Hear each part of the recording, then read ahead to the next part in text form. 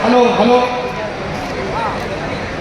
माऊली, सर्व आपल्या वारकरी माऊली भक्तांना माझा सर्वांनी बोला रामकृष्ण हरी, रामकृष्ण हरी, रामकृष्ण हरी, रामकृष्ण हरी. आपल्या सरकार मी पण एक वारकरी आहे, परंतु माझी एक जबाबदारी आहे की आपल्या भारताचे प्रवेशद्वार गेटवे ऑफ इंडिया या ठिकाणाहून या माऊली सोहळ्यामध्ये एकच दिंडी मुंबईवरनं चालत येते.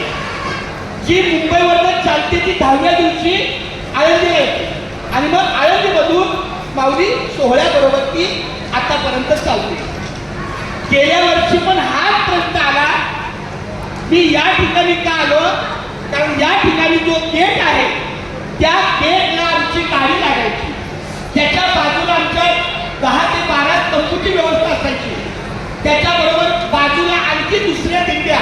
हा पूर्ण परिसर हा दिंड्यांच्या जागेचा परिसर आहे. थोड्याच वेळाने माझ्यासारख्या 8 ते 10 दिंड्यांचे इथं कार्यक्रम होणार आहे.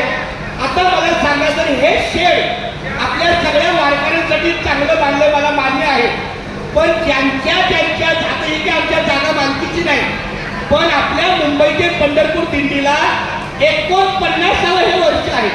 49 वर्षापासून त्या जागेवर आमच्या दिंड्या, तंबू, गाडी, पडदी, स्वयंपाक अनेक कार्यक्रम तिथे असायचे.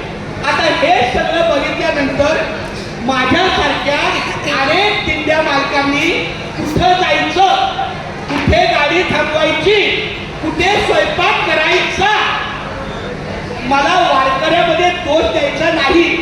काही वाटचालीतले वारकरी आहेत, ते पुढे जातात, एकीने जातात, 4 संख्येने जातात, त्यांची व्यवस्था चांगली गोष्ट आहे.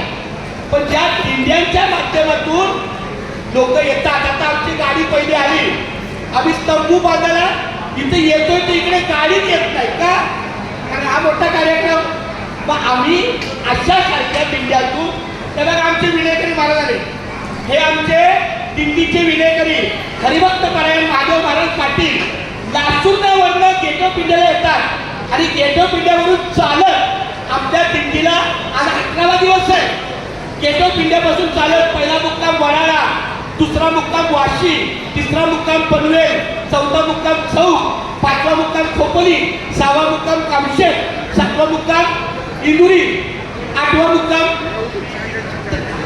तळेगाव, 9वा मुक्काम चिखली टाळगाव आणि 10वा मुक्काम आळंदी. अशा पद्धतीने आम्ही चालतो आणि इथं आल्यानंतर आपल्या सगळ्यांना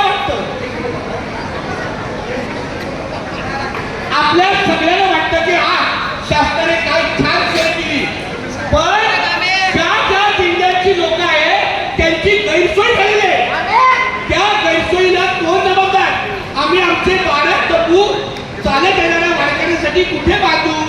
तुम्ही म्हणाल इथे झोपा सगळ्यांनी, ठीक आहे, स्वयंपाक कुठे करायचा, काय करायचं, हे सोपं वाटतं सगळं त्यांना.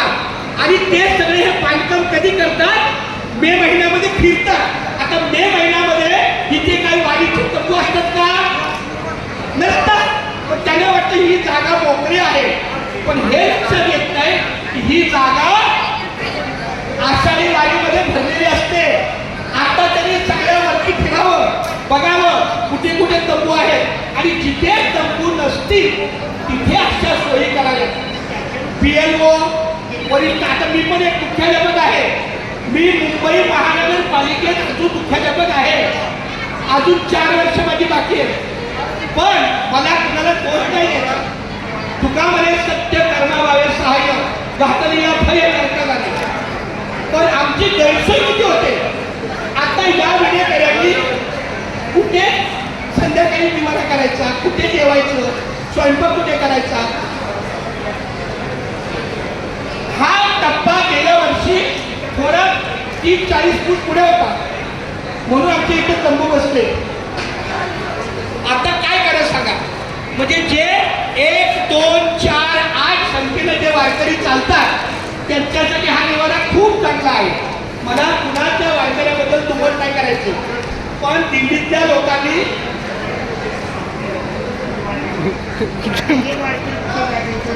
अहो या वारकऱ्यांची सोय झाली, धन्यवाद. पण आम्ही कुठं जायचं ते तुम्ही चॅनल करा. मग तेच सांगतो की मी. मग आता आम्ही एवढ्यामध्ये ऐका अहो माझा एक मिनिट.